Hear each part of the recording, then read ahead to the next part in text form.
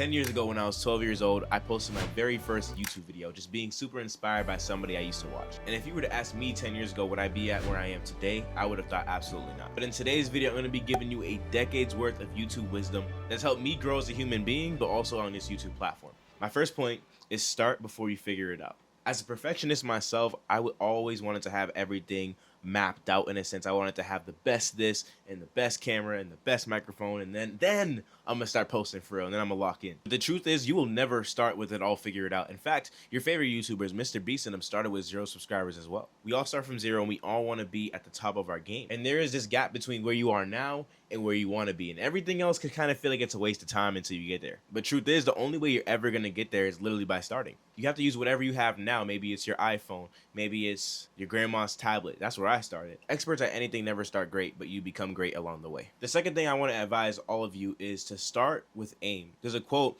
by Abraham Lincoln. It reads, "Give me 6 hours to chop down a tree and I will spend the first 4 sharpening the axe." The quote kind of explains itself. You don't have to put in 8 hours trying to chop down a tree when you could have spent. The quote is basically saying work smarter, not harder. Say if you gave yourself a year to get to your goals, whether it's fitness, financial, business, whatever it is. It's actually even more important to do something smart than it is to just do it. I know a lot of people who post on social media in an aimless way, though. Post videos, put in effort, right? That effort could actually equate to nothing if you're not doing it smart. We can always sharpen our skills, our strategy to show up to whatever we do the best that we can. The more sharp you show up to whatever you do, the better results you'll get, probably at an even better rate. My third piece of advice that I learned is motion is better than movement. There are times in this journey that I felt very, very stuck, whether it was me trying to change my niche, whether it was me losing myself and forgetting who I was and having imposter syndrome.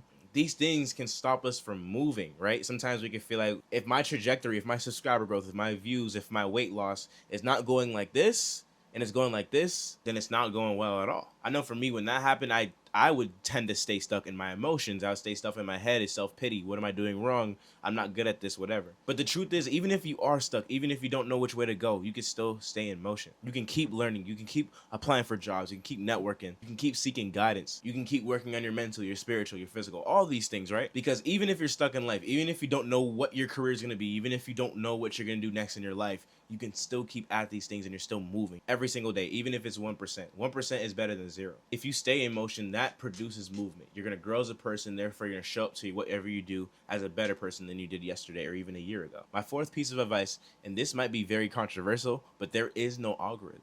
Some of y'all may be thinking, what is he talking about? But what I'm saying is there is no algorithm. You shouldn't actually be focused on the YouTube or Instagram or social media algorithm. You should be focused on your people and trying to serve them.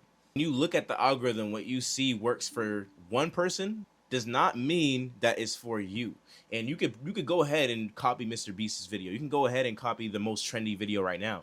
Maybe you'll get views and attention, but that does not mean you should switch your niche or switch who you're trying to serve, because at the end of the day, you'll start losing yourself. Let me tell you from experience, I've tried to hop on every bandwagon possible. I tried to imitate YouTubers that were in my field because they were getting views and mine wasn't getting views. Stay true to you. Find a niche, keep posting to those people, and they're going to actually give you feedback on what they want to see. You know what you want to post, but is that what they want to see? That's the thing, because people aren't going to watch what they don't want to see. So your people, maybe it's in the beauty field, maybe it's towards a gender, maybe it's towards your faith, whatever it is, you have to aim to serve your people. The more you try to reach everybody, you try exploring in every different field and trying to do everything that everybody's doing, you're actually not going to reach anybody. It's crazy how that works though, because you would think that a niche can be a restriction. Oh, I can only post towards the NBA 2K community, or I can only post towards women or men, right? The more on target you get, ironically, it produces the best results. So your algorithm, your people that are going to watch you is unique because you're unique. So stick with it. Keep your ear to the ground listening to what they want to see and just serve them. Serve them as you would serve a person you love, or even someone even like 5 steps behind you.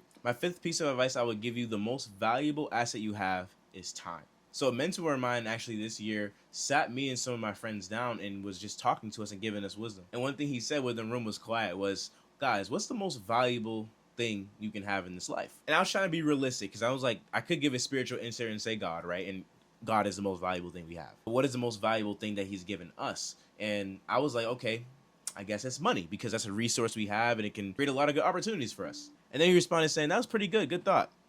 You want to know what's more valuable than money? And I was like, oh, okay, let me think. I was pondering for a little bit and he said, time.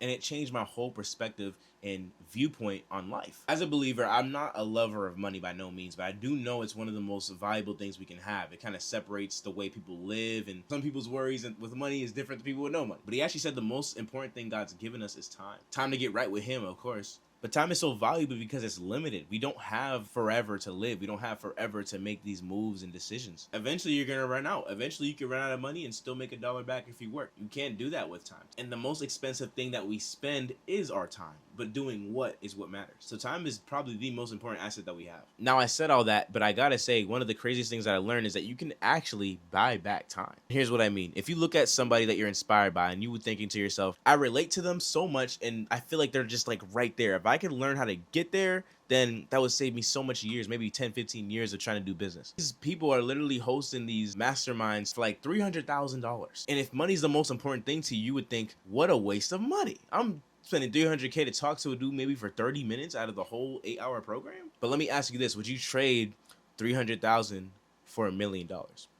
Ask yourself that. I'm sure you're probably saying, yeah, I'm probably you're nodding your head. Of course I would. But that's the thing. That's why time is so important. If you can spend, say, $300,000 on a webinar that taught you step by step, they walk with you on how to make your first $1 million without wasting 10, 15, 30 years like they did, I'm sure you would take it, right? That has a whole different perspective on what money is. Money, don't get it twisted, that's a lot of money. But imagine you can get a lot of time back with that investment and you make $1 million. That $300K is a great trade-off for $1 million. So that's a mind breaker. I know I just hit you with a lot. You guys are watching this video, maybe it's 10 to 15 minutes. And these 10 to 15 minutes, if you can grab one thing and apply it right now and run the play, I can 100% guarantee you right now that you would save those years that I spent trying to figure this out, what I learned now. Maybe it could take you 15 minutes to learn that one thing that took me 10 years to learn. Crazy. But yes, time is of value. We can do a whole video on this, but I love this topic. My sixth piece of advice that I learned from a decade of YouTube is getting in the room with people. And I'm not just saying anybody, right?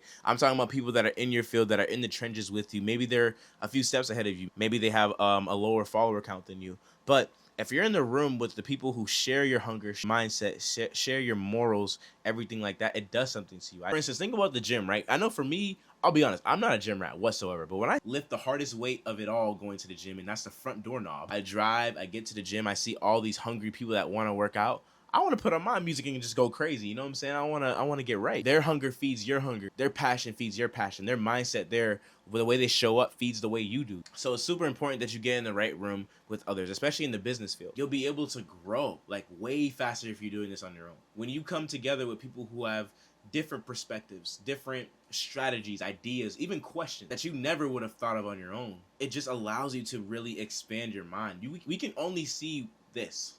The way that you think, the way that you view life, the way that you see certain situations, that's all you can see. You can't see anything more. But when you're in a room with others and they say, oh, what about this idea? And even you guys watching right now, it's expanding your mind. It's just like, wow, I never would have looked at life like this. That's the cool thing about sharing experiences with others. And if you get in the right room with others, it does something. It changed my life. So many people like my boy Jay, especially him, when we were playing 2K and streaming all the time, he was a lot more extroverted than I was. And then for me, I was like, let me come in my shell too, bro. Let's vibe out. It does something to you. So don't underestimate getting in the room with the right people. The seventh thing that I learned in this decade has been the journey is the thing that molds you, not the destination. I'll keep it simple. If you're only caught up in the destination and getting there, you won't make it. You're not going to make it. You're not going to hang. There is some molding that comes with this journey of doing business, doing content creation, getting right in your fitness, whatever you're doing. If you reached your end goal right now, ask yourself, could I maintain that with my discipline right now, with my focus right now, with what I know right now? You probably wouldn't be able to manage it. And that's a tough question I had to ask myself. If I had 10 million subscribers, $10 million, and I had no financial discipline, could I manage that? Probably not with my work ethic or my discipline levels right now. So it's important that you do something that you actually love the journey for. And maybe you might not even love the journey. Sometimes the journey hurts. No true good story is ever told without the tears, the adversity, the lows, the setback. Unfortunately, we go through them, right? Life is not just a straight line and just happiness, right? There is that phase where you feel like you're going down, that you're stuck, that you're not going anywhere. But those things create that desire to keep going. That perseverance creates that desire to keep at it no matter what. There's a scripture in James chapter 1. It basically just talks about how all these things that we go through, like setbacks, pain, hardship, they all create perseverance. They all create that drive, that hunger to reach the end goal. And you see when people finally reach their goals, right, and their platforms, they just celebrate. And sometimes celebration is not just yes, like I knew it was gonna happen. Sometimes it's like I really doubted at times. I had tears at times. Like, you know, great relatable stories always told when you can see the emotion, the pain, the perseverance. So don't give up. I know you want to get to your goal. I know you want to get to the end goal, but don't forget to love the journey along the way. If you don't love the journey and you reach your destination, you're still going to feel like you're not there yet. My 8th thing that I want to share with you guys is keep your personal integrity. Integrity is basically what you hold to your heart, what you value, what speaks to you, and how you carry yourself even when no one's watching. I know for me, I would oftentimes lose who I was when I felt stuck, when my YouTube channel wasn't going the way I wanted, and even when it was going the way I wanted. Actually, I would lose myself in who I stood for because I stopped prioritizing what really mattered. It's so easy when you get in this game, in this grind, in the tunnel vision, right, to be so focused on what you're doing that you literally block out everything else. And it's a good thing to block out distractions, but when you block out what makes you you, that can really make you lose yourself. I remember being at my highest point on YouTube. I had about 500,000 views in 28 days. I gained like 10,000 subscribers in like 3 weeks. I was going crazy. But all I remember is actually being my most miserable. I stopped prioritizing everything that truly mattered to me. My relationship with God fell off. I backslid. I stopped getting times with my friends. Sometimes my times with my family were so limited. Like, I would always be in my room. And just my own convictions slipped away. Like, I started cursing again. I was trying to find fulfillment in other people and other things. Whether you're at the highest of highs or you're at the lowest of lows, don't let it change you. Hold to your personal integrity, because the most important growth in life is not even your business. It's not your weight loss. It's not none of that. It's actually your character. If you're not growing as a person, if you are losing yourself as a person, that's even worse of a deficit than your business or anything else you might hold to that degree. On to my 9th piece of wisdom: redefine success. I told this story a few times, but for me, doing my thing with the streaming and video world, I don't think I was ever satisfied. And don't get it twisted. You should always have a growth mindset. Like, you know, you did great. Cool. Let's keep going. That's kind of the way my brain worked. But I was never even content with what I had. I never like celebrated the way I should. I was always like, let's go. Let's keep going. Let's keep going. Right. All the way to the point where even at 30,000 subscribers, I felt like I was only at 30% to 100K. I posted about it on my story. I was like, yo, we 30% almost there. You know what I'm saying? We not there yet. Job's not finished. The Kobe mindset. You know what I'm saying? It's not a bad thing. Like that's true. If you're 30% to the goal that you set out, that's still great. My encouragement to you, just don't underestimate that. Redefine what success is. I didn't feel successful. I felt like I failed because I didn't reach 100K on that channel. People ask me like, yo, like when you look back at your channel, do you feel like you were successful?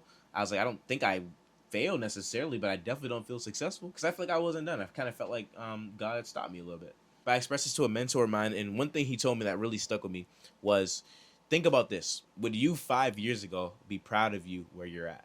And for me, I couldn't help but think yes. If you sat 2015, 12-year-old CJ down and foretold him that he would be at this subscriber count, he would make this much money online, he would impact this much people, and people would still feel that to this day, I would have thought you was crazy, man. I would have thought you were insane. I don't belong in that class of people like these big YouTubers out here. I'm just an average guy. I share that story to say it's important to redefine success for you. If you set out a goal to aim for the moon, don't forget to celebrate that you also took off. Don't forget to celebrate that you're actually soaring, you're flying. Even if you're not there yet, even if you're kind of years away, whatever, you can still look back and tell yourself, wow, younger me would probably be proud of this. And even if then you still don't feel proud of what you've done, just look at your life. Look how blessed you are. Look at the fact that you have time, right? Some people didn't wake up today. Some people don't even get to strive after their goals anymore. Maybe they had a tragic injury, or they don't have the ability that you have, right? Success at the end of the day is mental. Don't let society, don't let goals, don't let any of these things blind you of what success truly is. It's mental. I'm 22 years old.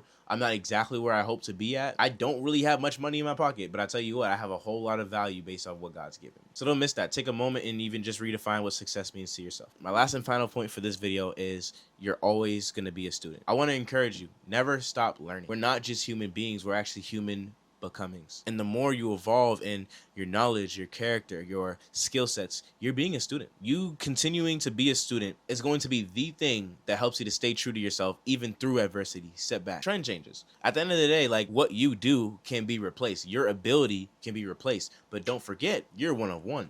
You're original. You are different. You were created unique. The more you evolve and grow into that person, the more you'll really stand out in the social media world. The more wisdom you'll be able to give to people younger than you that look up to you. And whatever life throws at you, you overcome it, because you're not going to let this moment break you. You're going to keep growing. You're going to keep moving. You just learned a decade's worth of YouTube and personal growth advice. I really hope at least one of these points stuck out to you. If anything did, be sure to comment down below. I'd love to have a conversation with you, talk. If you're someone that wants to get started on YouTube and wants to figure out what niche do I choose, how do I find my target audience, look no further than this video right here. I talk about a lot of the wisdom I talked about in this video of a simple way to find your niche. I'll see you guys there. See you soon.